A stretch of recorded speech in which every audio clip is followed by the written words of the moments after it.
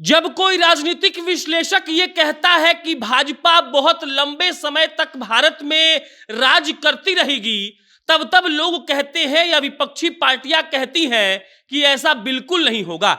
और आज भाजपा ने इस बात का उदाहरण पेश कर दिया कि क्यों वो लंबे समय तक भारत ही नहीं, भारत के हर राज्य में भी विराजमान रहेगी। और सारे लोगों ने साक्षात इस उदाहरण को देख भी लिया।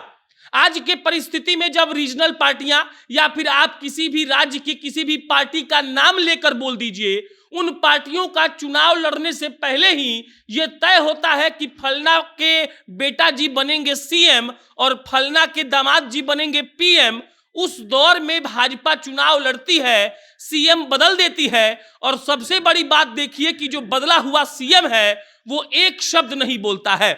शिवराज सिंह चौहान जब अपने हाथों में गुलदस्ता लेकर मोहन यादव को थमा रहे थे, तब भाजपा का अनुशासन दिख रहा था और आरजेडी जैसी पार्टियों को थप्पड़ पड़ रही थी, जिन्होंने पार्टी को अपने पिता का एक तरीके से प्रॉपर्टी समझा हुआ है। थप्पड़ तो वैसे अखिलेश यादव के साथ साथ दक्षिण की उन तमाम पार्टियों को पड़ रही थी जिनके पिता के बाद नंबर बेटा का आता है। लेकिन भाजपा एक ऐसे आदमी को उठाकर सीएम की कुर्सी पर बैठा देती है जिस आदमी का नाम भारत के लोग जानते तक नहीं थे। कल से लेकर आज तक गूगल पर सबसे ज्यादा सर्च किया जाने वाला शब्द है मोहन यादव। लेकिन यह मोहन यादव क्या है? मोहन यादव के बारे में तो हम सब पढ़ लेंगे, लेकिन मोहन यादव को कुर्सी पर बैठाने वालों के बारे में हमको लगता है कि विस्तृत चर्चा होनी चाहिए। अगर आरजेडी चुनाव जीतती है तो बिहार के लोगों को पता है कि कौन मुख्यमंत्री बनेगा। अगर जदयू चुनाव जीतती है तो बिहार के लोगों को पता है कि कौन मुख्यमंत्री बनेगा। अगर सपा चुनाव जीतती है तो उत्तर प्रदेश के लोगों को पता है कि कौन मुख्यमंत्री बनेगा। लेकिन भाजपा चुनाव जीतती है तो किसी को भी नहीं पता रहता है कि कौन मुख्यमंत्री बनेगा और क्यों उसको मुख्यमंत्री बनाया जाएगा। अब कई लोग इस बात का विश्लेषण कर रहे हैं कि जातीय जनगणना से डरकर मोहन यादव को मुख्यमंत्री की कुर्सी पर बैठाया गया।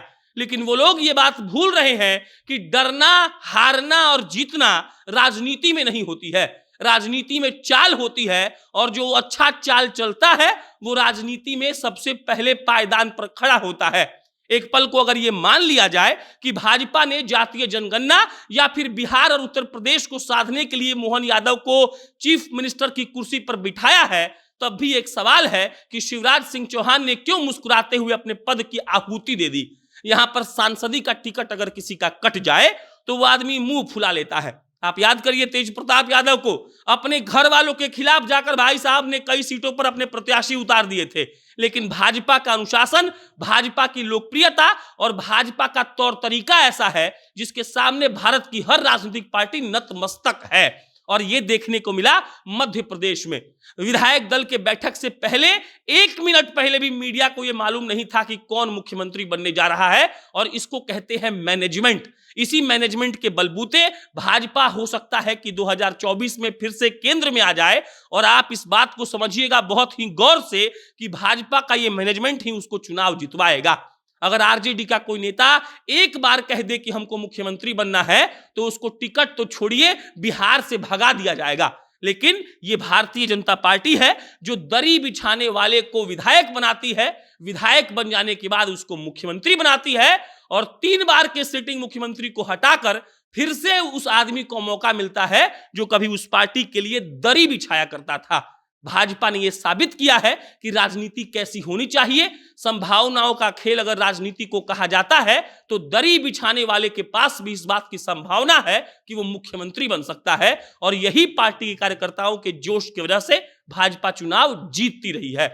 आरजेडी जैसी पार्टियां, सपा जैसी पार्टियां और वो तमाम दक्षिण की पार्टियां जिनके पहले पिता ने राज किया, उसके बाद उनके बेटे राज करने वाले हैं, इन पर करारा तमाचा है भाजपा का यह डिसीजन कि उन्होंने एक ऐसे आदमी को चुनकर उस कुर्सी पर बैठा दिया जिसका नाम तक कोई नहीं जानता था और आज उस आदमी के नाम से कोई मोहताज भी नहीं है। बाकी आपका इस पर क्या विचार है कमेंट बॉक्स में बताइएगा। मेरा नाम प्रशांत है। बहुत बहुत धन्यवाद।